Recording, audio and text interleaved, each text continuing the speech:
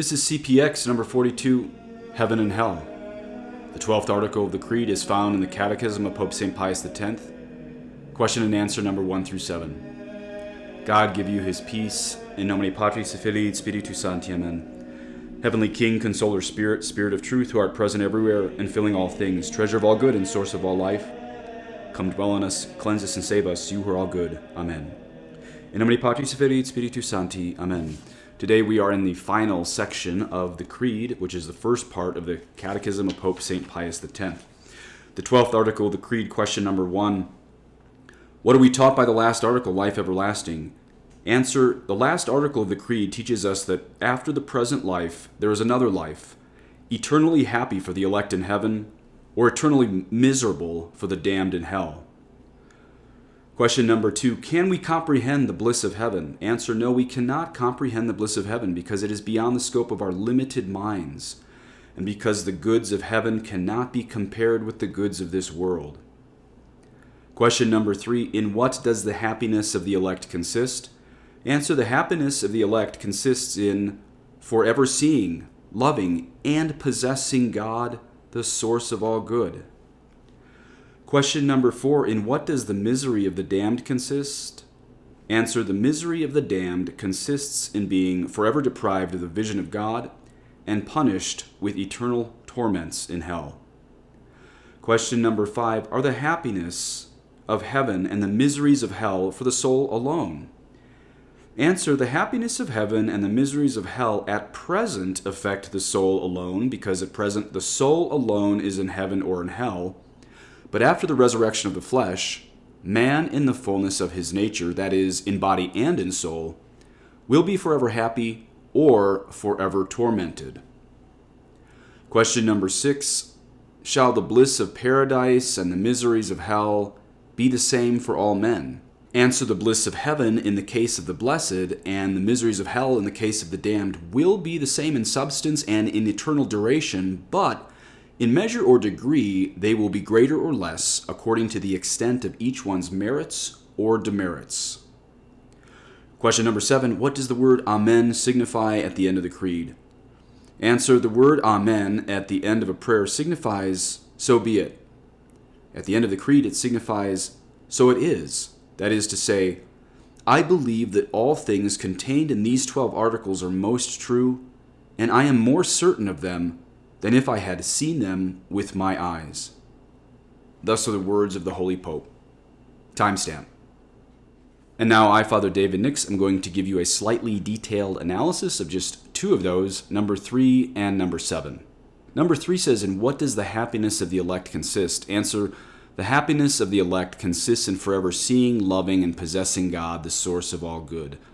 My main message to you today is that everything in your life should be done in light of heaven and hell. We have a really big danger. There's a lot of priests and bishops out there teaching that pretty much anybody who's good, anyone who has some good feelings towards God at the end of their life is going to go to heaven. There's 2 really huge problems with this. The first is this. That ignores the teaching of St. Thomas Aquinas that a supernatural goal cannot be reached by natural powers. In other words, what he's saying is that the supernatural good of heaven cannot be reached without grace. It doesn't matter how good you are, you still need grace. Which leads us to number 2, why staying in sanctifying grace is absolutely the most important thing daily for your family, and why priests and bishops should be teaching this instead of social justice. Because see, this isn't just your eternal goal. This needs to be your daily goal, to be in grace. This is everything, heaven and hell. You see, the saints saw heaven and hell as even more real than earth in some sense. Because if we understood what was at stake in avoiding sin, we wouldn't even entertain the possibility of doing it. Now, here's the thing. It's really pretty terrifying if you think about it. Purgatory doesn't last forever. Because the fact is this, 100% of the people you see out walking on the streets, in a stadium, on a soccer field, in a mall, 100% of those people will be either one day in that state where Pope St. Pius X said would be, for countless people, quote, forever seeing, loving, and possessing God, the source of all good, or those countless damned souls, quote, deprived forever of the vision of God and punished with eternal torments in hell, end quote.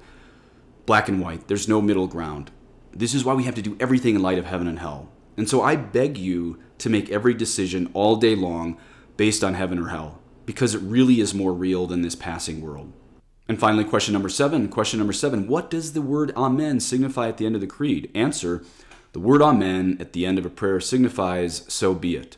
At the end of the creed, it signifies, so it is. That is to say, I believe that all things contained in these 12 articles are most true, and I am more certain of them than if I had seen them with my eyes.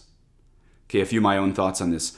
That's the other thing that 2020 has done for us is unveil so many of the lies in the world, which means that for some of those who take truth and common sense seriously, probably most of you listeners out there, Christ, I believe, is going to be even easier to follow in 2021. And I don't mean that sarcastically. Even if we're mocked by family and friends, that part's going to be hard. But because truth and lies are so delineated at this point, in some sense, it's going to be easier to follow Christ in 2021, even if we're persecuted for it. But here we are at the end of the Creed, the first section of the CPX, and what a beautiful way for the Pope to end. How important we are to see all of the articles of the Creed that he has already outlined and all the articles of the Catechism he is to outline in the future. Because we just learned from him, quote, I am more certain of them than if I had seen them with my eyes, end quote. That's how you need to see our faith, as being more real than anything physical. Friends and family, this Christmas may want you to see your own religion as maybe like a fingernail compared to the whole body of life, of this life that we live. You have to say, no, my faith is like the blood that fills every part of my body and soul. My faith is like blood without which no other part of my life can hold together. I'm more sure of the Catholic faith than the future of the United States, you may have to say. I'm more sure of the Catholic faith than the nose on my face, than anything anyone has ever told me. Our Catholic faith is not therapeutic psychology, but the truest thing on planet Earth, even if it is denied by those who should be most defending it at the top, but who have apostatized.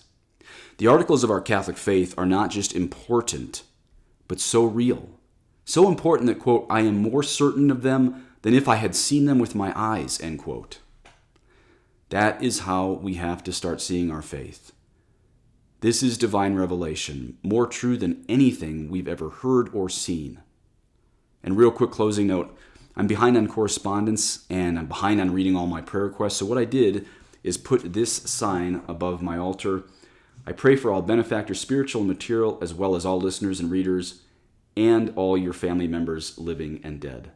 Please say an Our Father for me, et benedictio Dei omnipotentis, Patris et Filii, et Spiritus Sancti, descendet super vos et manet semper. Amen.